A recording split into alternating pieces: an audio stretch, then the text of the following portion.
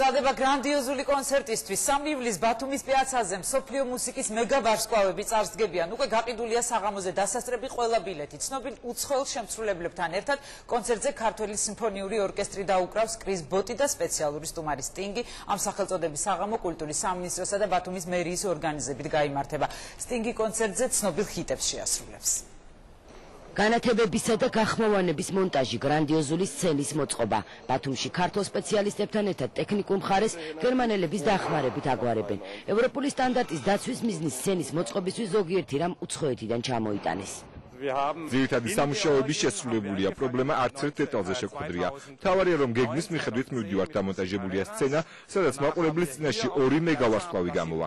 ხვალ უკვე რეპეტიცია იქნება, თან ფერის დიზაინერები დააყენებენ უკვე განათებას, დააყენებენ ისე რომ ძალიან კარგი სანახავი იყოს თვითონ მსმენელისთვის და მაყურებლისთვის და ესწრება ამ დარბაზში და პლუს ვინც ტელევიზიაში უყურებს და ორივე ვარიანტზე არის გათვლილი ეს თვითონ ეს განათება. 1 საათი და 30 წუთი. სწორედ ამ დროის მანძილზე შეიძლება კრის ბოტისა და სტინგის მოსმენა მაყურებელს. კონცერტი ღიაცის ქვეშ პიაცაზე და 3000 მაყურებელი ბათუმში 3 ივლისს შეიკრიბება. უკვე გაიყიდა კონცერტზე დასასწრები ყველა ბილეთი. კონცერტი დაუვიწყარი იქნება და ექსკლუზიური ფორმატით შეიძლება ითქვას სტარდება, იმიტომ რომ ევროპაში ამ ფორმატით ეს კონცერტი ჯერ არ ჩატარებულა, შეიძლება ითქვას რომ ევროპული პრემიერა გვაქვს ბათუმში. გარდა კრის ბოტისა და სტინგის ბევრი სტუმარი, მუსიკოსი და ვოკალისტი ეყოლება სცენაზე. პიაცის მოედანი საათო ჯამში იტევს 3000-მდე მაყურებელს, მჯდომარეს.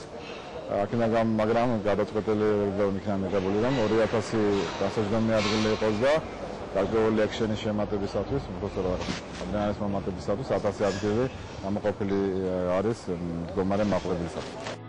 მუსიკალური სამყაროს მეგავარსკვლავებს აკომპანიმენტს თბილისის ეროვნული ორკესტრი გაუწევს. ნიკა მემანიშვილის დირიჟორობით მუსიკოსებმა რეპეტიციები იმ პროგრამით გაიარეს, რომელიც კრის ბოტისგან მიიღეს.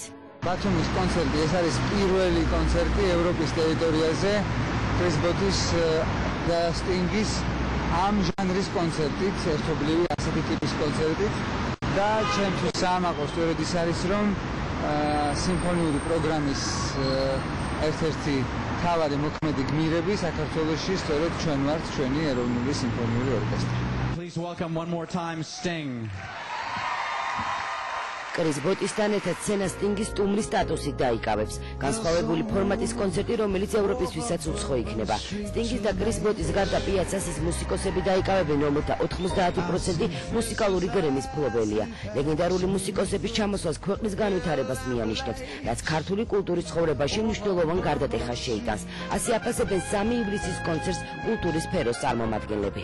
ეს კარგია ჩვენი მსმენელისთვის, კარგია ჩვენი ზოგადად ქვეყნის პრესტიჟისთვის და კარგია რა ვიცი მე ჩვენი მუსიკოსებისთვის პირველ რიგში ვინც უნდა პირად კონტაქტში რაღაცნაირად ასე ხელდახელ აუბარ მხარი მსოფლიო ტენდენციებს, მსოფლიო მუსიკის აიქნება ეს პოპი, ჯაზი, კლასიკა თუ ასე შემდეგ. იზოლაციაში არ ვითარდება კულტურა, ასე სჭირდება ღიაობა და სწორედ ამას უწყობს ხელს ეს კონცერტი. ჯაზი, კლასიკა, რეგეი და იტალიელი ჯაზმენი კრის ბოტის საყვირით. ცნობილი კომპოზიციები ქართველი მაყურებლისთვის ახალგაზრდა მუსიკოსი ბენთან ერთად შეასრულებს.